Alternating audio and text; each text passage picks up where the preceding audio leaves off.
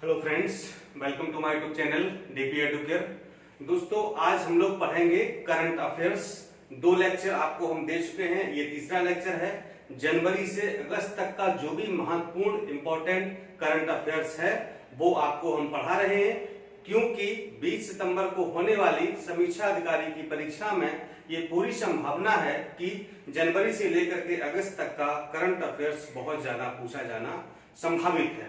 इसलिए इन टॉपिक को हम लोग कवर कर रहे हैं ताकि यहां से अगर करंट से प्रश्न आए तो प्रश्न कोई भी गलत ना हो।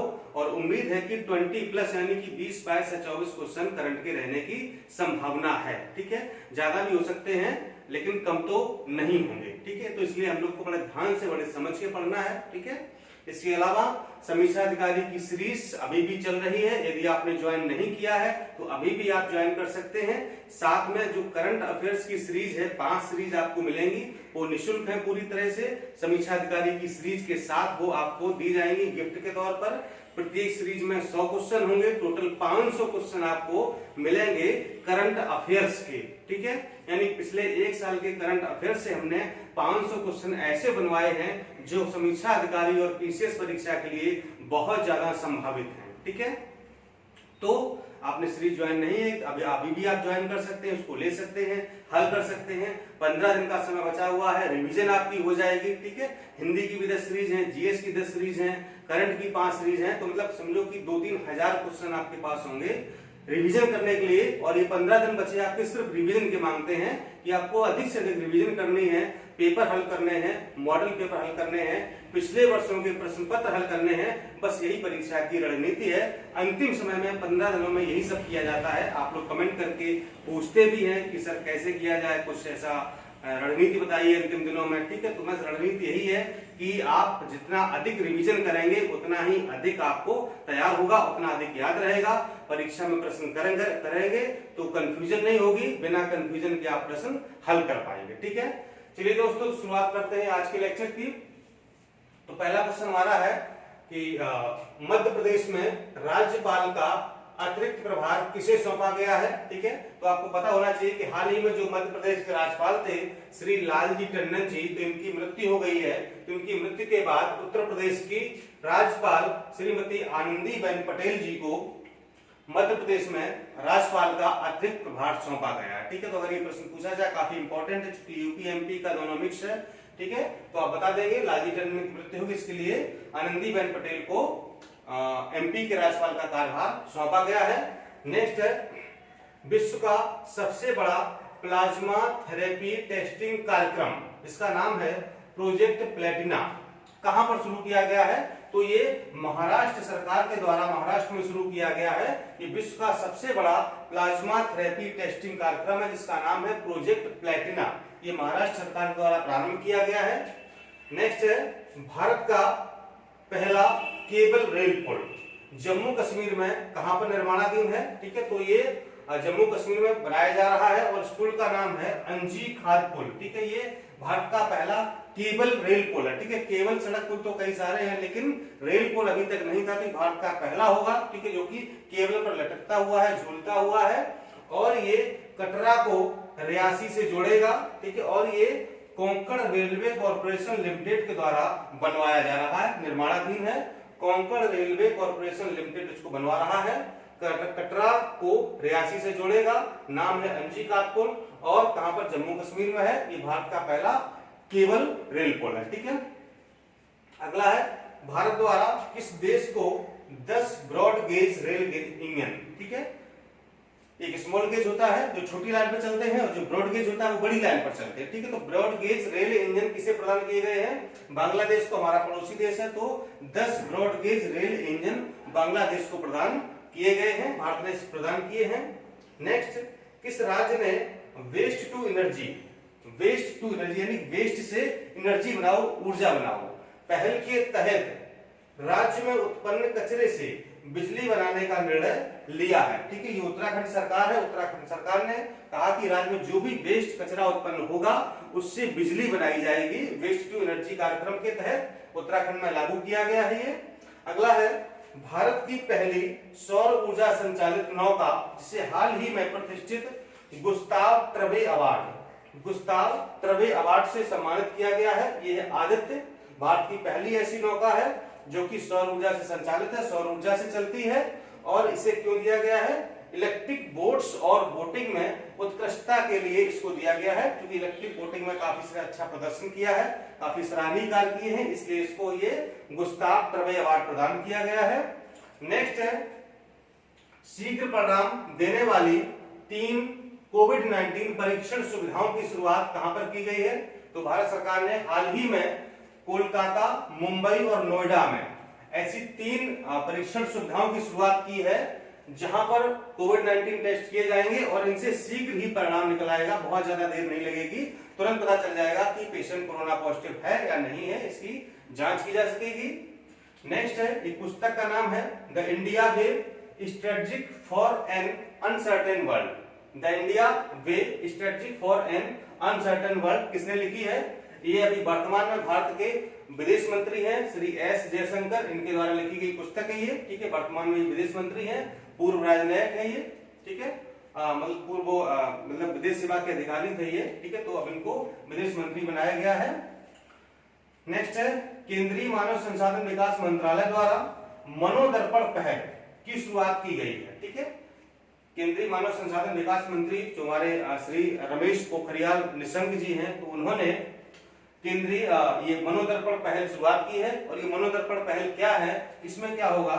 छात्रों के मानसिक स्वास्थ्य की देखभाल की जाएगी, ठीक है। यानी कि जो बच्चे पढ़ने वाले हैं वो मानसिक रूप से कितने सक्षम हैं, उनका मानसिक स्तर क्या है, वो चीजों को समझ पा रहे हैं कि नहीं समझ पा रहे हैं, कोई समस्या तो नहीं है, कोई मानसिक बीमारी तो नहीं है, इन सारी चीजों की जांच के लिए, सब कुछ देखभाल के लिए ये मनोदर्पण पहल प्रारंभ की गई है।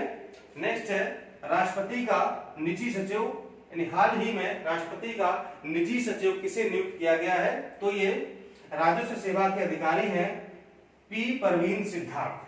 पी परवीन सिद्धार्थ को राष्ट्रपति श्री रामनाथ कोविंद जी का निजी सचिव यानी कि पर्सनल सेक्रेटरी नियुक्त किया गया है, राजस्व सेवा के ये अधिकारी हैं।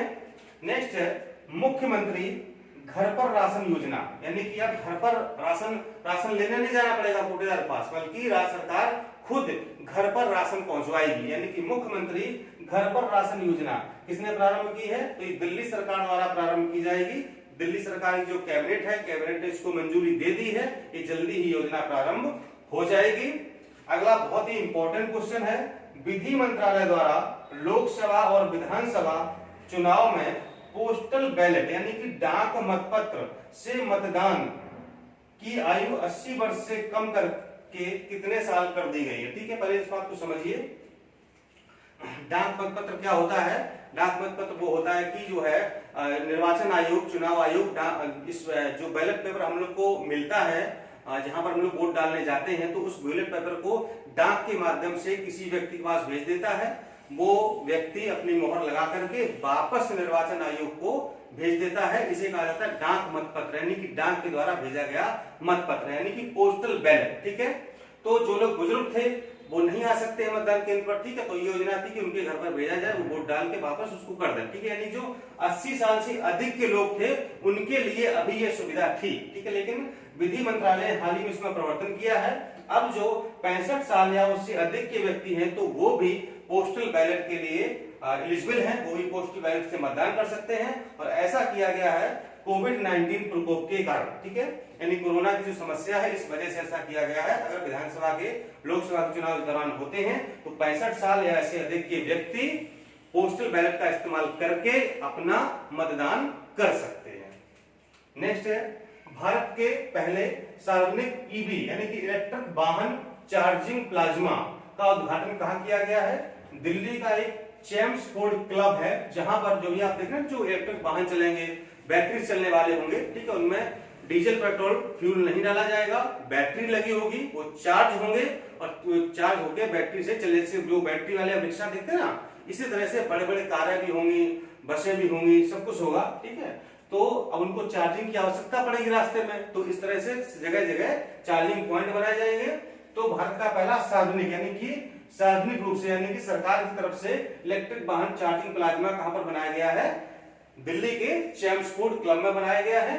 नेक्स्ट है, जेरम मेगा फूड पार्क का उद्घाटन कहाँ किया गया है? ये मिजोरम में किया गया है। ठीक है, जो केंद्रीय खाद्य प्रसंस्करण मंत्री श्रीमती हरसिमरत कौर हैं, उन्होंने इसका उद्घाटन किया है। जेरम मेगा फूड पार्क काफी इंपॉर्टेंट है, मिजोरम में किया गया इसका उद्घाटन। नेक्स्ट है पोबा फॉरेस्ट रिजर्व। ठीक है, ये असम के धेमाजी जिले में स्थित है। ठीक है, असम का एक जिला है धेमाजी, जहां पर ये पोबा फॉरेस्ट रिजर्व है। तो वहां के मुख्यमंत्री ने या वहां की सरकार ने अब इसे फॉरेस्ट रिजर्व से वन्य जीव अभ्यारण्य में परिवर्तित करने की घोषणा कर दी है कि अब ये पोबा जो फॉरेस्ट रिजर्व था, अब इसको पोबा वन्य जीव अभ्यारण्य बन जाएगा। ठीक है, नेक्स्ट है भारत में उपभोक्ता संरक्षण अधिनियम कब से लागू हुआ? बहुत इंपॉर्टेंट है। उपभोक्ता संरक्षण अधिनियम 20 जुलाई 2020 से इसको लागू कर दिया गया है, उपभोक्ता संरक्षण अधिनियम। नेक्स्ट, विश्व की सबसे सस्ती कोविड-19 डायग्नोस्टिक किट को भारत के द्वारा लॉन्च किया गया है, जिसका नाम है कोरोश्योर, COROSURE, कोरोश्योर। ये IIT दिल्ली के द्वारा इसको विकसित किया गया है। विश्व की सबसे सस्ती कोविड-19 डायग्नोस्टिक किट है, जांच करने वाली ये किट है, जिससे कि कोरोना का परीक्षण किया जाएगा, पॉजिटिव नेगेटिव की पहचान की जा सकेगी। नेक्स्ट है अंतर्राष्ट्रीय परिवहन मंच के साथ मिलकर नीति आयोग ने कम कार्बन उत्सर्जन वाली परिवहन प्रणाली के लिए भारत में किस योजना को शुरू करने की घोषणा की है? ठीक है, तो भारत के नीति आयोग ने अंतर्राष्ट्रीय परिवहन मंच के साथ मिलकर के जिस ऐसी परिवहन प्रणाली विकसित करने की घोषणा की है जो कि कार्बन का उत्सर्जन कम से कम करेगी, इसका नाम है भारत में कार्बन मुक्त परिवहन सेवा। ठीक है, ये प्रणाली है भारत में कार्बन मुक्त प्रणाली सेवा के तहत कम कार्बन उत्सर्जन वाली परिवहन प्रणाली के लिए भारत में योजना बनाने की घोषणा की गई है। किसने की है? नीति आयोग ने की है। किसके साथ मिलकर के? अंतर्राष्ट्रीय परिवहन मंच के साथ मिलकर के। ठीक है, और अंतिम क्वेश्चन है किसानों से गोबर खरीदने वाला पहला राज्य कौन सा बन गया है? छत्तीसगढ़। बहुत इंपॉर्टेंट है, और इस योजना का नाम है गोधन न्याय योजना, यानी कि गोधन न्याय योजना के तहत किसानों से गोबर खरीदने वाला भारत का पहला कौन सा राज्य है? वो है छत्तीसगढ़। ठीक है, छत्तीसगढ़ एक नया राज्य बना था।